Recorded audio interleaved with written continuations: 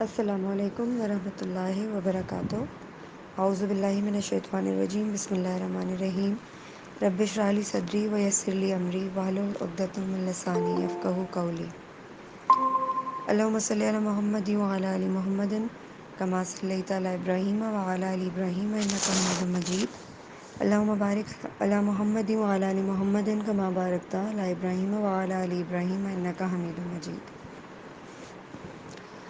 سورہ بقرہ کا 25واں رکوع ہے اور حاشیہ نمبر 214۔ حج کے مہینے سب کو معلوم ہیں۔ جو شخص ان مقرر مہینوں میں حج کی نیت کرے اسے خبردار رہنا چاہیے کہ حج کے دوران میں اس سے کوئی شہوانی فعل، حاشیہ نمبر 215، 16 اور 17، کوئی بد عملی، کوئی لڑائی جھگڑے کی بات سرزد نہ ہو، اور جو نیک کام تم کرو گے وہ اللہ کے علم میں ہوگا۔ سفر حج کے لیے زاد راہ ساتھ لے جاؤ، اور سب سے بہتر زاد راہ پرہیزگاری ہے۔ بس اے ہوش مندو، میری نافرمانی سے پرہیز کرو۔ حاشیہ نمبر 218۔ اور حج کے ساتھ ساتھ تم اپنے رب کا فضل بھی تلاش کرتے جاؤ تو اس میں کوئی مضائقہ نہیں۔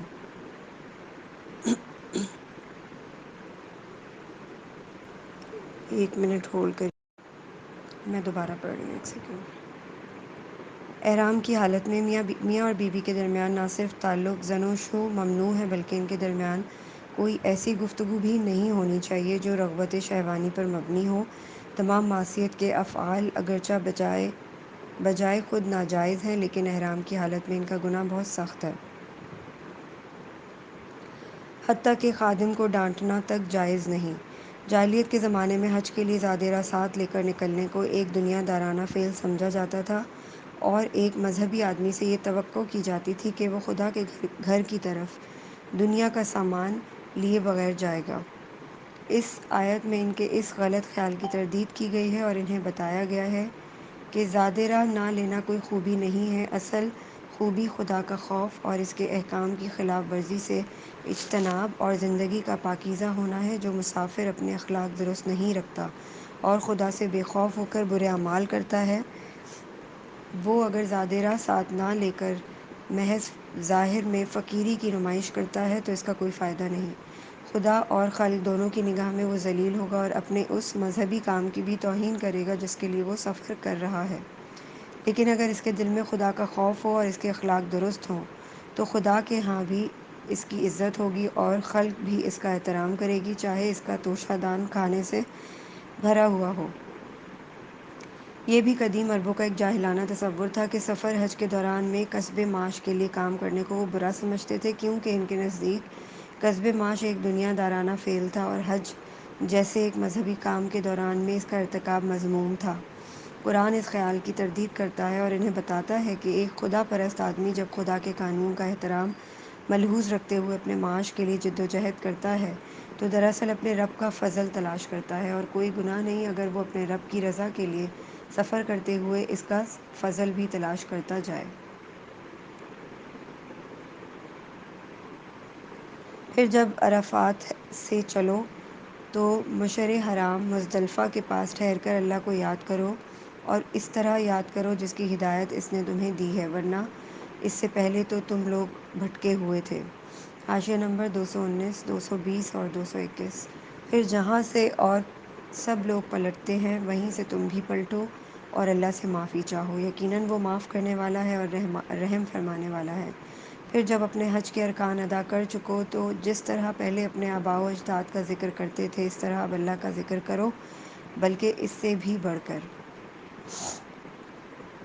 یعنی جاہلیت کے زمانے میں خدا کی عبادت کے ساتھ جن دوسرے مشرکانہ اور جاہلانہ افعال کی آمیزش ہوتی تھی ان سب کو چھوڑ دو، اور اب جو ہدایت اللہ نے تمہیں بخشی ہے اس کے مطابق خالصتاً اللہ تعالیٰ کی عبادت کرو۔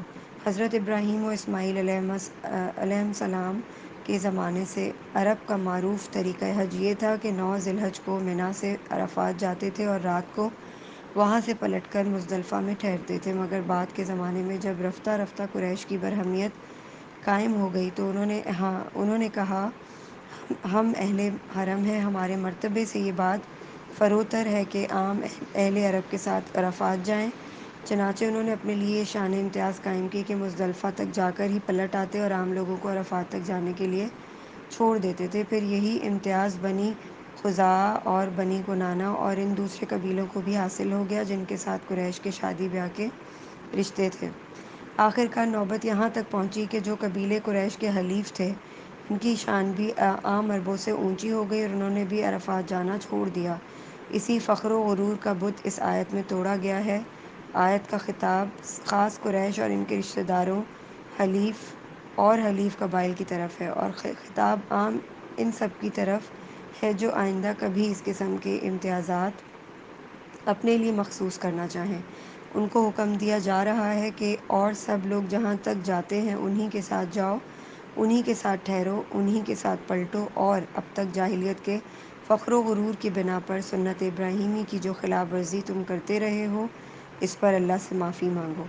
اہل عرب حج سے فارغ ہو کر منی میں جلسے کرتے تھے جن میں ہر قبیلے کے لوگ اپنے باپ دادا کے کارنامے فخر کے ساتھ بیان کرتے اور اپنی بڑائی کی ڈینگیں مارتے تھے۔ اس پر فرمایا جا رہا ہے کہ ان جاہلانہ باتوں کو چھوڑ دو، پہلے جو وقت فضولیات میں صرف کرتے تھے اب اسے اللہ کی یاد اور اس کے ذکر میں صرف کرو۔ اس ذکر سے مراد زمانہ قیام منی کا ذکر ہے۔ حاشیہ نمبر 222 مگر اللہ کو یاد کرنے والے لوگوں میں بھی بہت فرق ہے۔ ان میں سے کوئی تو ایسا ہے جو کہتا ہے کہ اے ہمارے رب ہمیں دنیا ہی میں سب کچھ دے دے، ایسے شخص کے لیے آخرت میں کوئی حصہ نہیں، اور کوئی کہتا ہے کہ اے ہمارے رب ہمیں دنیا میں بھی بھلائی دے اور آخرت میں بھی بھلائی دے اور آگ کے عذاب سے ہمیں بچا۔ ایسے لوگ اپنی کمائی کے مطابق دونوں جگہ حصہ پائیں گے اور اللہ کو حساب چکاتے کچھ دیر نہیں لگتی۔ یہ گنتی کے چند روز ہیں جو تمہیں اللہ کی یاد میں بسر کرنے چاہیے، پھر جو کوئی جلدی کر کے 2 ہی دن میں واپس ہو گیا تو کوئی حرج نہیں، اور جو کچھ دیر زیادہ ٹھہر کر پلٹا تو بھی کوئی حرج نہیں۔ حاشیہ نمبر 223 بشرطے کہ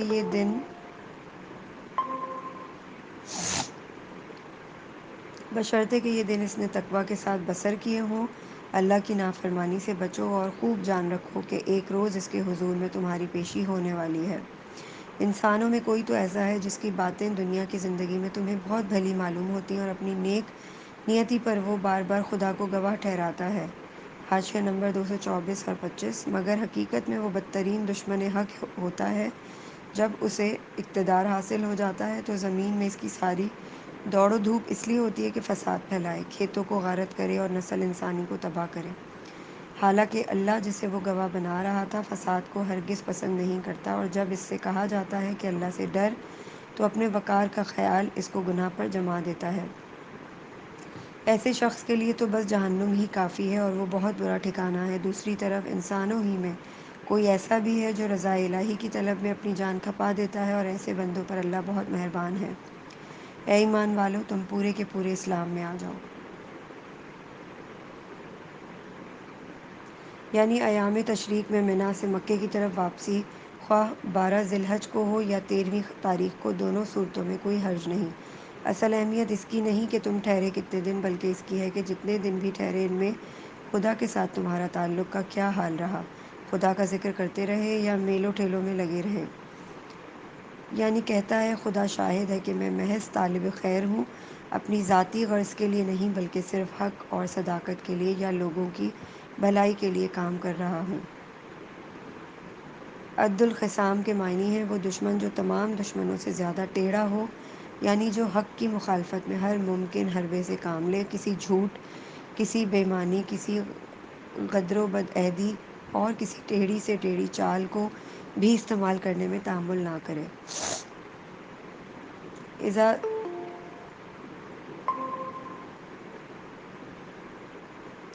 اذا تولیٰ کے دو مطلب ہو سکتے ہیں، ایک وہ جو ہم نے متن میں اختیار کیا ہے، اور دوسرا مطلب یہ بھی نکلتا ہے کہ یہ مزے مزے کی دل لبھانے والی باتیں بنا کر جب وہ پلٹتا ہے تو عملاً یہ کرتوت کر دکھاتا ہے۔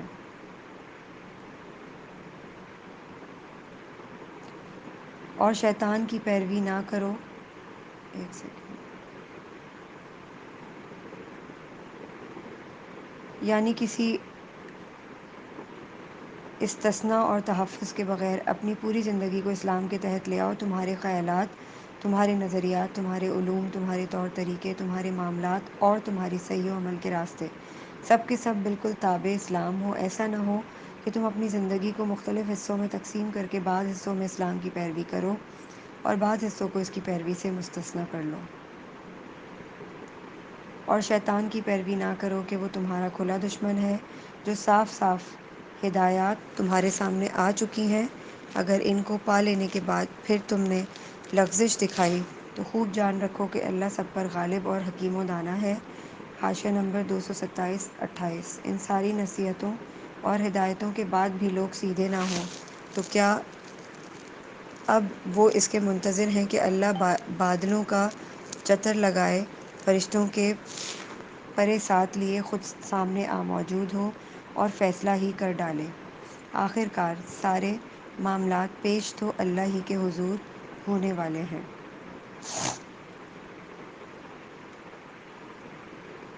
یعنی وہ زبردست طاقت بھی رکھتا ہے اور یہ بھی جانتا ہے کہ اپنے مجرموں کو سزا کس طرح دے۔ یہ الفاظ قابل غور ہیں۔ ان سے ایک اہم حقیقت پر روشنی پڑتی ہے۔ اس دنیا میں انسان کی ساری آزمائش صرف اس بات کی ہے کہ وہ حقیقت کو دیکھے بغیر مانتا ہے یا نہیں، اور ماننے کے بعد اتنی اخلاقی طاقت رکھتا ہے یا نہیں کہ نافرمانی کا اختیار رکھنے کے باوجود فرما برداری اختیار کرے۔ چنانچہ اللہ تعالیٰ نے انبیاء کی بعثت میں، کتابوں کی تنزیل میں، حتیٰ کہ معجزات تک میں عقل کے امتحان اور اخلاقی قوت کی آزمائش کا ضرور لحاظ رکھا ہے، اور کبھی حقیقت کو اس طرح بے پردہ نہیں کر دیا ہے کہ آدمی کے لیے مانے بغیر چارہ نہ رہے، کیونکہ اس کے بعد تو آزمائش بالکل بے معنی ہو جاتی ہے اور امتحان میں کامیابی و ناکامی کا کوئی مفہوم ہی باقی نہیں رہتا۔ اسی بنا پر یہاں فرمایا جا رہا ہے کہ اس وقت کا انتظار نہ کرو جب اللہ اور اس کی سلطنت کے کارکن فرشتے خود سامنے آ جائیں گے، کیونکہ پھر تو فیصلہ ہی کر ڈالا جائے گا۔ ایمان لانے اور اطاعت میں سر جھکا دینے کی ساری قدر و قیمت اسی وقت تک ہے جب تک حقیقت تمہارے حواس سے پوشیدہ ہے اور تم محض دلیل سے اس کو تسلیم کر کے اپنی دانش مندی کا اور محض فہمائش سے اس کی پیروی و اطاعت اختیار کر کے اپنی اخلاقی طاقت کا ثبوت دیتے ہو، ورنہ جب حقیقت بے نقاب سامنے آ جائے اور تم بچشم سر دیکھ لو کہ یہ خدا اپنے تخت جلال پر متمکن ہے اور یہ ساری کائنات کی سلطنت اس کے فرمان پر چل رہی ہے، اور یہ فرشتے زمین و آسمان کے انتظام میں لگے ہوئے ہیں، اور یہ تمہاری ہستی اس کے قبضہ قدرت میں پوری بے بسی کے ساتھ جکڑی ہوئی ہے، اس وقت تم ایمان لائے اور اطاعت پر آمادہ ہوئے تو اس ایمان اور اطاعت کی قیمت ہی کیا ہے؟ اس وقت تو کوئی کٹے سے کٹا کافر اور بدتر سے بدتر مجرم و فاجر بھی انکار و نافرمانی کی جرات نہیں کر سکتا۔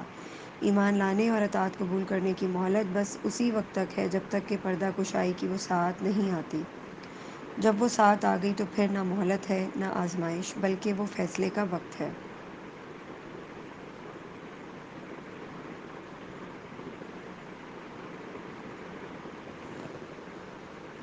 26واں رکوع ہے۔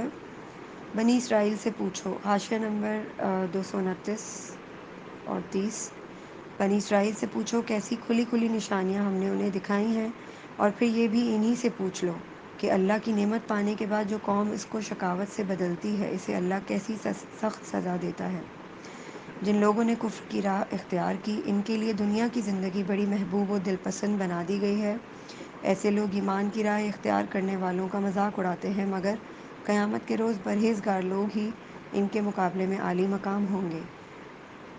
رہا دنیا کا رزق تو اللہ کو اختیار ہے، جسے چاہے بے حساب دے۔ ابتدا میں سب لوگ ایک ہی طریقے پر تھے، پھر یہ حالت باقی نہ رہی اور اختلافات رونما ہوئے۔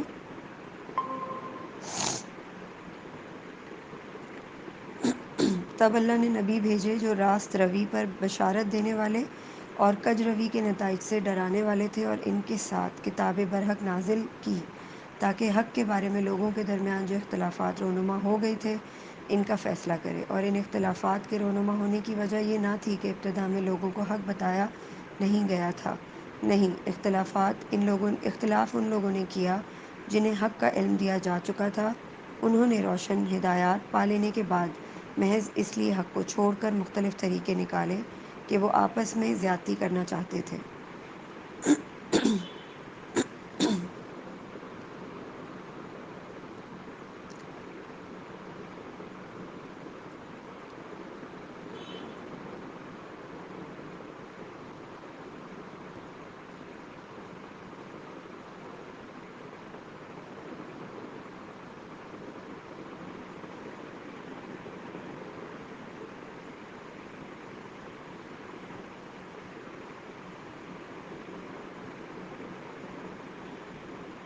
اس سوال کے لیے بنی اسرائیل کا انتخاب دو وجوہ سے کیا گیا۔ ایک یہ کہ آثار قدیمہ کے بے زبان کھنڈروں کی بنسبت ایک جیتی جاگتی قوم زیادہ بہتر سامان عبرت و بصیرت ہے۔ دوسرے یہ کہ بنی اسرائیل وہ قوم ہے جس کو کتاب اور نبوت کی مشل دے کر دنیا کی رہنمائی کے منصب پر معمور کیا گیا تھا، اور پھر اس نے دنیا پرستی، نفاق اور علم و عمل کی دلالتوں میں مبتلا ہو کر اس نعمت سے اپنے آپ کو محروم کر لیا۔ لہٰذا جو گروہ اس قوم کے بعد امامت کے منصب پر معمور ہوا ہے، اس کو سب سے بہتر سبق اگر کسی کے انجام سے مل سکتا ہے تو وہ یہی قوم ہے۔ ناواقف لوگ جب اپنی قیاس و گمان کی بنیاد پر مذہب کی تاریخ مرتب کرتے ہیں تو کہتے ہیں کہ انسان نے اپنی زندگی کی ابتدا شرک کی تاریکیوں سے کی، پھر تدریجی ارتقاء کے ساتھ ساتھ یہ تاریکی چھٹتی اور روشنی بڑھتی چلی گئی، یہاں تک کہ آدمی توحید کے مقام پر پہنچا۔ قرآن اس کے برعکس یہ بتاتا ہے کہ دنیا میں انسان کی زندگی کا آغاز پوری روشنی میں ہوا ہے۔ اللہ تعالیٰ نے سب سے پہلے جس انسان کو پیدا کیا تھا، اس کو یہ بھی بتا دیا تھا کہ حقیقت کیا ہے اور تیرے لیے صحیح راستہ کون سا ہے۔ اس کے بعد ایک مدت تک نسل آدم راہ راست پر قائم رہی اور ایک امت بنی رہی۔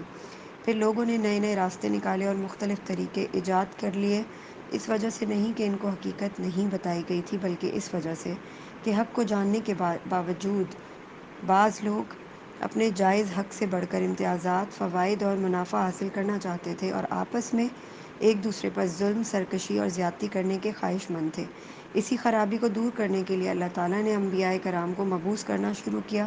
یہ انبیاء علیہ السلام اس لیے نہیں بھیجے گئے تھے کہ ہر ایک اپنے نام سے ایک نئے مذہب کی بنیاد ڈالے اور اپنی ایک نئی امت بنا لے، بلکہ ان کے بھیجے جانے کی غرض یہ تھی کہ لوگوں کے سامنے اس کھوئی ہوئی راہ حق کو واضح کر کے انہیں پھر سے ایک امت بنا دیں۔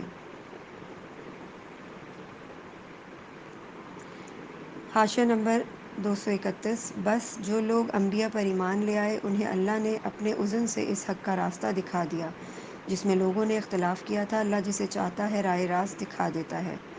پھر کیا؟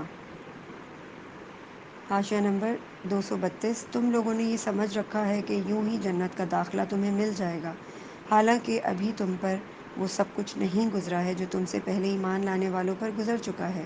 ان پر سختیاں گزریں، مصیبتیں آئیں، ہلا مارے گئے، حتیٰ کہ وقت کا رسول اور اس کے ساتھی اہل ایمان چیخ اٹھے کہ اللہ مدد کب بھیجے گا، اللہ کی مدد کب آئے گی۔ اس وقت انہیں تسلی دی گئی کہ ہاں، اللہ کی مدد قریب ہے۔ لوگ پوچھتے ہیں ہم کیا خرچ کریں؟ جواب دو کہ جو مال بھی تم خرچ کرو اپنے والدین پر، رشتہ داروں پر، یتیموں اور مسکینوں اور مسافروں پر خرچ کرو، اور جو بھلائی بھی تم کرو گے اللہ اس سے باخبر ہوگا۔ تمہیں جنگ کا حکم دیا گیا ہے اور وہ تمہیں ناگوار ہے۔ ہو سکتا ہے کہ ایک چیز تمہیں ناگوار ہو اور وہی تمہارے لیے بہتر ہو، اور ہو سکتا ہے کہ ایک چیز تمہیں پسند ہو اور وہی تمہارے لیے بری ہو۔ اللہ جانتا ہے، تم نہیں جانتے۔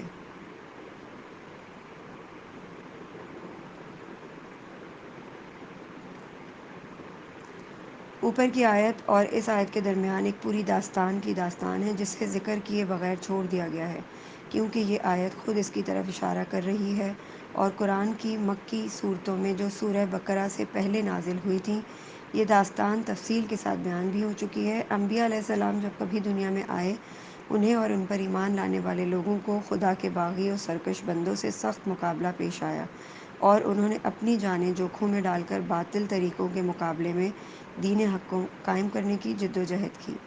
اس دین کا راستہ کبھی پھولوں کی سیج نہیں رہا کہ آمنا کہا اور چین سے لیٹ گئے۔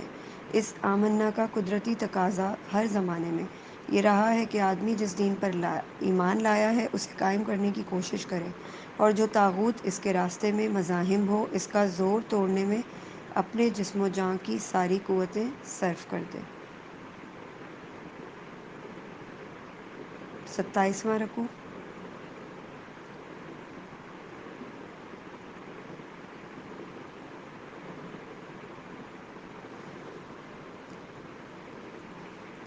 حاشیہ نمبر 232 اور 33 ہے۔ لوگ پوچھتے ہیں ماہ حرم میں لڑنا کیسا ہے؟ کہو اس میں لڑنا بہت برا ہے، مگر راہ خدا سے لوگوں کو روکنا اور اللہ سے کفر کرنا اور مسجد حرام کا راستہ خدا پرستوں پر بند کرنا اور حرم کے رہنے والوں کو وہاں سے نکالنا اللہ کے نزدیک اس سے بھی زیادہ برا ہے، اور فتنہ خون ریزی سے شدید تر ہے۔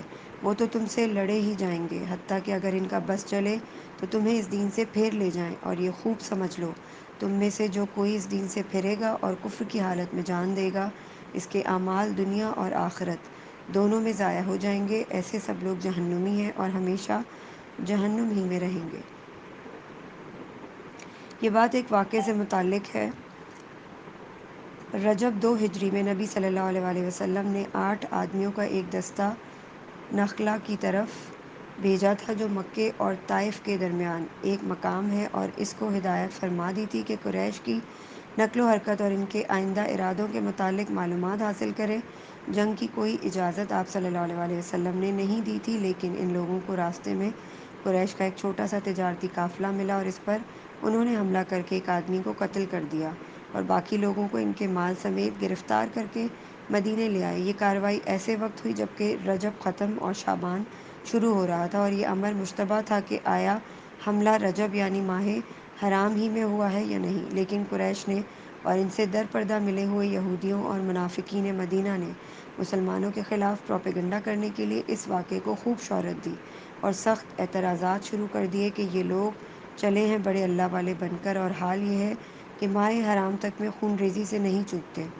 انہی اعتراضات کا جواب اس آیت میں دیا گیا ہے، جواب کا خلاصہ یہ ہے کہ بلا شبہ ماہ حرام میں لڑنا بڑی بری حرکت ہے، مگر اس پر اعتراض کرنا ان لوگوں کے منہ کو تو زیب نہیں دیتا جنہوں نے 13 برس مسلسل اپنے سینکڑوں بھائیوں پر صرف اس لیے ظلم توڑے کہ وہ ایک خدا پر ایمان لائے تھے، پھر ان کو یہاں تک تنگ کیا کہ وہ جلا وطن ہونے پر مجبور ہو گئے، پھر اس پر بھی اکتفا نہ کیا اور اپنے ان بھائیوں کے لیے مسجد حرام تک جانے کا راستہ بھی بند کر دیا، حالانکہ مسجد حرام کسی کی مملوکہ جائیداد نہیں ہے، اور پچھلے 2000 برس میں کبھی ایسا نہیں ہوا کہ کسی کو اس کی زیارت سے روکا گیا ہو۔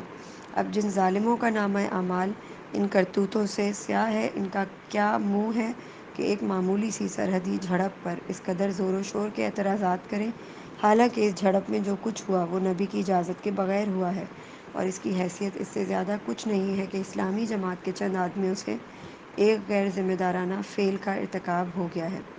اس مقام پر یہ بات بھی معلوم رہنی چاہیے کہ جب یہ دستہ قیدی اور مال غنیمت لے کر نبی صلی اللہ علیہ وآلہ وسلم کی خدمت میں حاضر ہوا تھا تو آپ نے اسی وقت فرما دیا تھا کہ میں نے تم کو لڑنے کی اجازت تو نہیں دی تھی، نیز آپ نے ان کے لائے ہوئے مال غنیمت میں سے بیت المال کا حصہ لینے سے بھی انکار فرما دیا تھا، جو اس بات کی علامت تھی کہ ان کی یہ لوٹ ناجائز ہے۔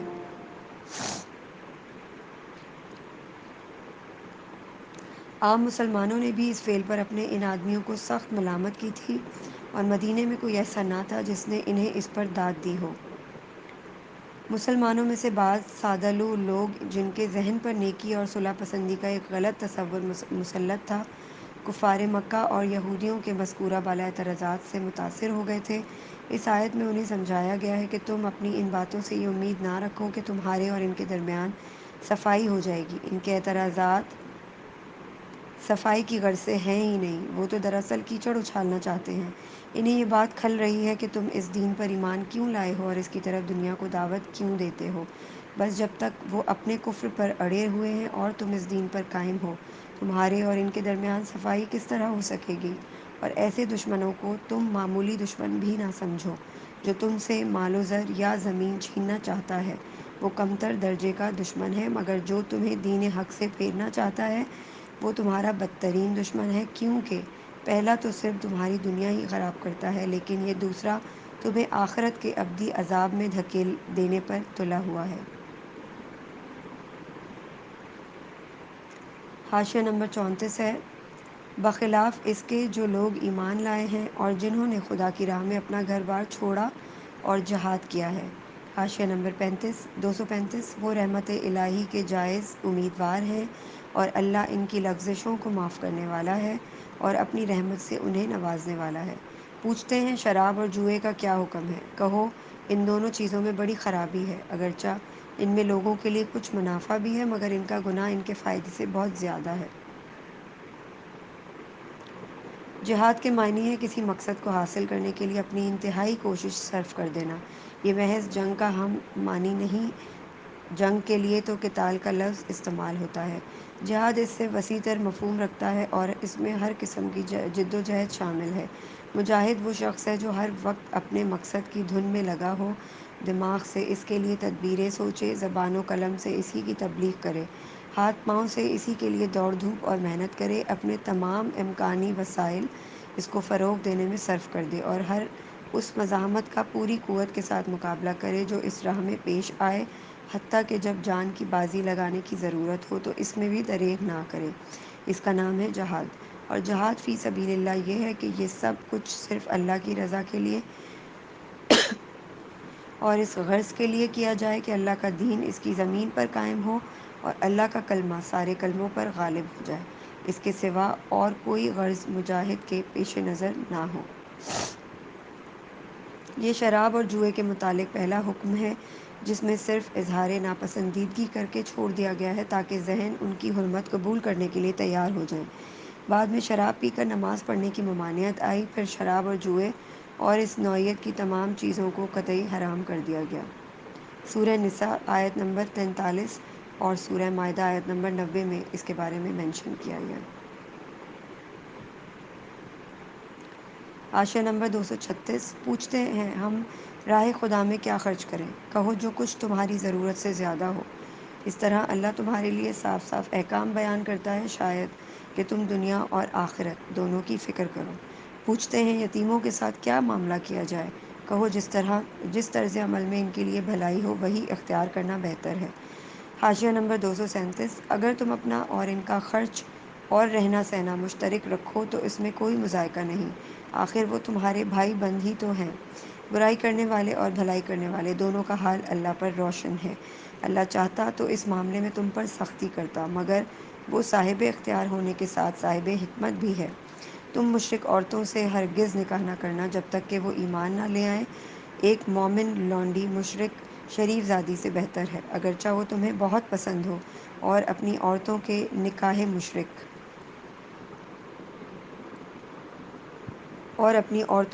مشرک مردوں سے بھی کبھی نہ کرنا جب تک وہ ایمان نہ لے آئیں۔ ایک مومن غلام مشرک شریف سے بہتر ہے، اگرچہ وہ تمہیں بہت پسند ہو۔ یہ لوگ تمہیں آگ کی طرف بلاتے ہیں، اور اللہ اپنے اذن سے تم کو جنت اور مغفرت کی طرف بلاتا ہے، اور وہ اپنے احکام واضح طور پر لوگوں کے سامنے بیان کرتا ہے۔ توقع ہے کہ وہ سبق لیں گے اور نصیحت قبول کریں گے۔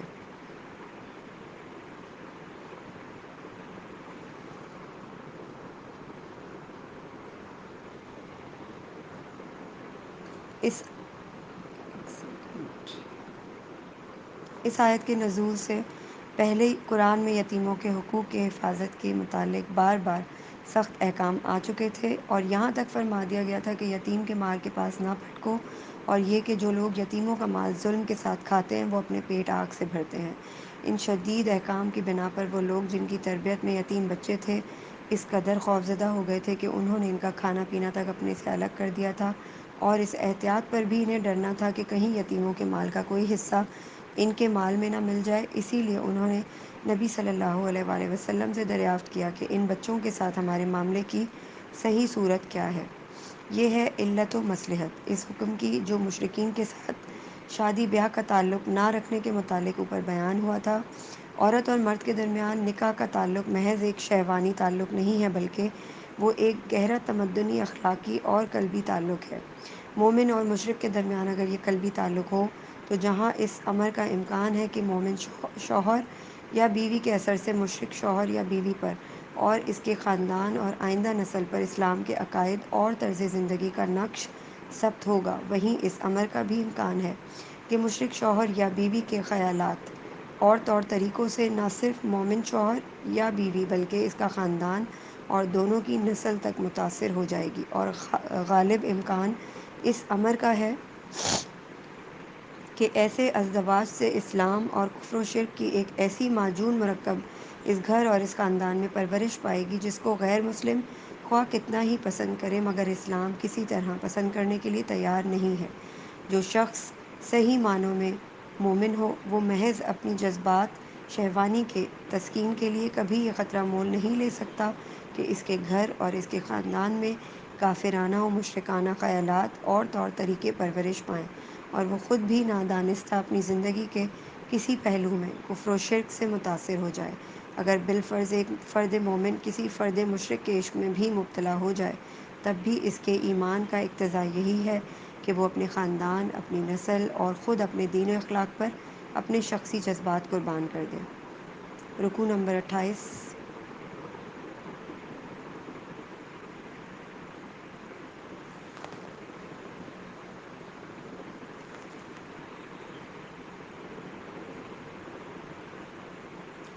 حاشیہ نمبر 238 اور 239 اور 240۔ پوچھتے ہیں حیض کا کیا حکم ہے؟ کہو وہ ایک گندگی کی حالت ہے، اس میں عورتوں سے الگ رہو اور ان کے قریب نہ جاؤ جب تک کہ وہ پاک صاف نہ ہو جائیں، پھر جب وہ پاک ہو جائیں تو ان کے پاس جاؤ، اس طرح جیسا کہ اللہ نے تم کو حکم دیا ہے۔ حاشیہ نمبر 241 اور 42۔ اللہ ان لوگوں کو پسند کرتا ہے جو بدی سے باز رہیں اور پاکیزگی اختیار کریں۔ تمہاری عورتیں تمہاری کھیتیاں ہیں، تمہیں اختیار ہے جس طرح چاہو اپنی کھیتی میں جاؤ، مگر اپنے مستقبل کی فکر کرو۔ حاشیہ نمبر 243۔ اور اللہ کی ناراضگی سے بچو۔ خوب جان لو کہ تمہیں ایک دن اس سے ملنا ہے، اور اے نبی صلی اللہ علیہ وآلہ وسلم، جو تمہاری ہدایت کو مان لے انہیں فلاح و سعادت کا مزہ سنا دو۔ اللہ کے نام کو ایسی قسمیں کھانے کے لیے استعمال نہ کرو جن سے مقصود نیکی اور تقوی اور بندگان خدا کی بھلائی کے کاموں سے باز رہنا ہو۔ اصل میں ازن کا لفظ استعمال ہوا ہے جس کے معنی گندگی کے بھی ہیں اور بیماری کے بھی ہیں۔ حیض صرف ایک گندگی ہی نہیں بلکہ طبی حیثیت سے وہ ایک ایسی حالت ہے جس میں عورت تندرستی کی بنسبت بیماری سے قریب تر ہوتی ہے۔ قرآن مجید میں اس قسم کے معاملات کو استعاروں اور کنایوں میں بیان کرتا ہے، اس لیے اس نے الگ رہو اور قریب نہ جاؤ کے الفاظ سے استعمال کیے ہیں، مگر اس کا مطلب یہ نہیں ہے کہ حائضہ عورت کے ساتھ ایک فرش پر بیٹھنے یا ایک جگہ کھانا کھانے سے بھی اعتراض کیا جائے اور اسے بالکل اچھوت بنا کر رکھ دیا جائے، جیسا کہ یہود اور ہنود اور بعض دوسری قوموں کا دستور ہے۔ نبی صلی اللہ علیہ وآلہ وسلم نے اس حکم کی جو توضیح فرما دی ہے، اس سے معلوم ہوتا ہے کہ اس حالت میں صرف فعل مباشرت سے پرہیز کرنا چاہیے، باقی تمام تعلقات بدستور برقرار رکھے جائیں۔ یہاں حکم سے مراد حکم شرعی نہیں بلکہ وہ فطری حکم مراد ہے جو انسان اور حیوان سب کی جبلت میں ودیت کر دیا گیا ہے اور جس سے ہر متنفس بالطبع واقف ہے۔ یعنی فطرتاً اللہ تعالیٰ نے عورتوں کو مردوں کے لیے سیرگاہ نہیں بنایا ہے، بلکہ ان دونوں کے درمیان کھیت اور کسان کا سا تعلق ہے۔ کھیت میں کسان محض تفریح کے لیے نہیں جاتا بلکہ اس لیے جاتا ہے کہ اس سے پیداوار حاصل کرے۔ نسل انسانی کے کسان کو بھی انسانیت کی اس کھیتی میں اس لیے جانا چاہیے کہ وہ اس سے نسل کی پیداوار حاصل کرے۔ خدا کی شریعت کو اس سے بحث نہیں کہ تم اس کھیت میں کاشت کس طرح کرتے ہو، البتہ اس کا مطالبہ تم سے یہ ہے کہ جاؤ کھیت ہی میں اور اس غرض کے لیے جاؤ کہ اس سے پیداوار حاصل کرنی ہے۔ جامع الفاظ ہیں جن سے دو مطلب نکلتے ہیں اور دونوں کی یکساں اہمیت ہے۔ ایک یہ کہ اپنی نسل برقرار رکھنے کی کوشش کرو تاکہ تمہارے دنیا چھوڑنے سے پہلے تمہاری جگہ دوسرے کام کرنے والے پیدا ہوں۔ دوسرے یہ کہ جس آنے والی نسل کو تم اپنی جگہ چھوڑنے والے ہو، اس کو دین، اخلاق اور آدمیت کے جوہروں سے آراستہ کرنے کی کوشش کرو۔ بعد کے فقرے میں اس بات پر بھی تنبیہ فرما دی ہے کہ اگر ان دونوں فرائض کے ادا کرنے میں تم نے قصداً کوتاہی کی تو اللہ تم سے باز پرس کرے گا۔ احادیث صحیحہ سے معلوم ہوتا ہے کہ جس شخص نے کسی بات کی قسم کھائی ہو اور بعد میں اس پر واضح ہو جائے کہ اس قسم کے توڑ دینے ہی میں خیر اور بھلائی ہے، اسے قسم توڑ دینی چاہیے اور کفارہ ادا کرنا چاہیے۔ قسم توڑنے کا کفارہ 10 مسکینوں کو کھانا کھلانا یا انہیں کپڑے پہنانا یا ایک غلام آزاد کرنا یا 3 دن کے روزے رکھنا ہے۔ ملاحظہ ہو سورہ مائدہ آیت نمبر 89 89۔ حاشیہ نمبر 244۔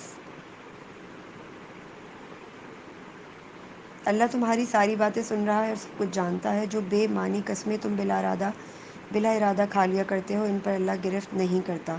245 اور 46۔ مگر جو قسمیں تم سچے دل سے کھاتے ہو، ان کی باز پرس وہ ضرور کرے گا، اللہ بہت درگزر کرنے والا اور بردبار ہے۔ جو لوگ اپنی عورتوں سے تعلق نہ رکھنے کی قسم کھا بیٹھتے ہیں ان کے لیے 4 مہینے کی مہلت ہے۔ اگر انہوں نے رجوع کر لیا تو اللہ معاف کرنے والا اور رحیم ہے۔ حاشیہ نمبر 247 اور 48۔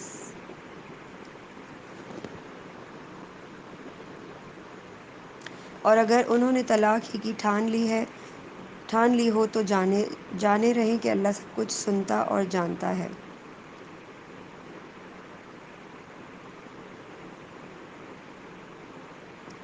یعنی بطور تکیہ کلام کے بلا ارادہ جو قسمیں زبان سے نکل جاتی ہیں ایسی قسموں پر نہ کفارہ ہے اور نہ ان پر مواخذہ ہوگا۔ اصطلاح شرع میں اس کو ایلہ کہتے ہیں۔ میاں اور بیوی کے درمیان تعلقات ہمیشہ خوشگوار تو نہیں رہ سکتے، بگاڑ کے اسباب پیدا ہوتے ہی رہتے ہیں، لیکن ایسے بگاڑ کو خدا کی شریعت پسند نہیں کرتی کہ دونوں ایک دوسرے کے ساتھ قانونی طور پر ازدواج میں تو بندھے رہیں مگر عملاً ایک دوسرے سے اس طرح الگ رہیں کہ گویا وہ میاں اور بیوی نہیں ہیں۔ ایسے بگاڑ کے لیے اللہ تعالیٰ نے 4 مہینے کی مدت مقرر کر دی کہ یا تو اس دوران میں اپنے تعلقات درست کر لو ورنہ ازدواج کا رشتہ منقطع کر دو تاکہ دونوں ایک دوسرے سے آزاد ہو کر جس سے نباہ کر سکیں اس کے ساتھ نکاح کر لیں۔ آیت میں چونکہ قسم کھا لینے کے الفاظ استعمال ہوئے ہیں اس لیے فقہ حنفیہ اور شافعیہ نے اس آیت کا منشا یہ سمجھا ہے کہ جہاں شوہر نے بیوی سے تعلق زن و شو نہ رکھنے کی قسم کھائی ہو صرف وہیں اس حکم کا اطلاق ہوگا، باقی رہا قسم کھائے بغیر تعلق منقطع کر لینا تو یہ خواہ کتنی ہی طویل مدت کے لیے ہو اس آیت کا حکم اس صورت پر چسپاں نہیں ہوگا۔ مگر فقہ مالکیہ کی رائے یہ ہے کہ خواہ قسم کھائی گئی ہو یا نہ کھائی گئی ہو دونوں صورتوں میں ترک تعلق کے لیے یہی 4 مہینے کی مدت ہے۔ ایک قول امام احمد کا بھی اسی کی تائید میں ہے۔ حضرت علی رضی اللہ تعالیٰ عنہ اور ابن عباس رضی اللہ تعالیٰ عنہ اور حسن بصری کی رائے میں یہ حکم صرف اس ترک تعلق کے لیے ہے جو بگاڑ کی وجہ سے ہو۔ رہا کسی مصلحت سے شوہر کا بیوی کے ساتھ جسمانی رابطہ منقطع کر دینا جبکہ تعلقات خوشگوار ہوں تو اس پر یہ حکم منطبق نہیں ہوتا، لیکن دوسرے فقہ کی رائے میں ہر وہ حلف جو شوہر اور بیوی کے درمیان رابطہ جسمانی کو منقطع کر دے ایلہ ہے اور اسے 4 مہینے سے زیادہ قائم نہ رہنا چاہیے، خواہ ناراضگی سے ہو یا رضامندی سے۔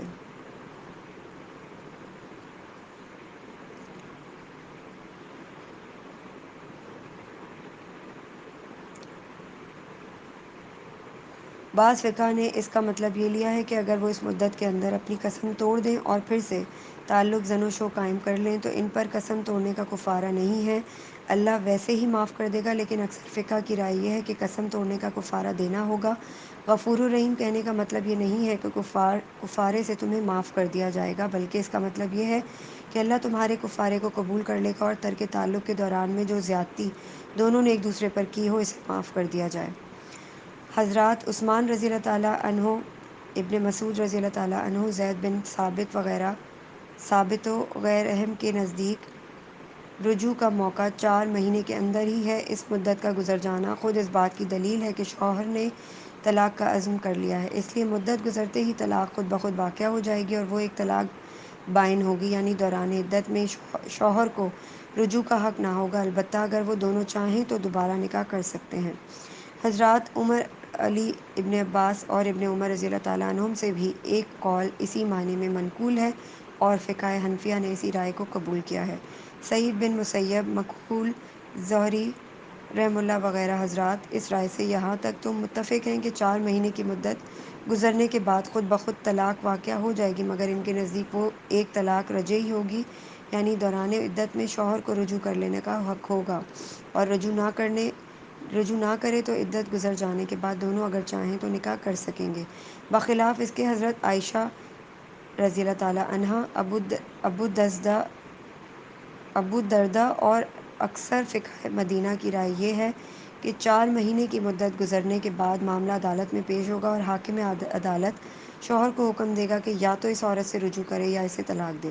حضرت عمر رضی اللہ تعالیٰ عنہ، حضرت علی رضی اللہ تعالیٰ عنہ اور ابن عمر رضی اللہ تعالیٰ عنہ کا ایک قول اس کی تائید میں بھی ہے اور امام مالک رحمہ اللہ اور شافعی رحمہ اللہ نے اسی کو قبول کیا ہے۔ یعنی اگر تم نے بیوی کو ناروا بات پر چھوڑا ہے تو اللہ سے بے خوف نہ رہو، وہ تمہاری زیادتی سے ناواقف نہیں ہے۔ حاشیہ نمبر 249۔ عورتوں کے لیے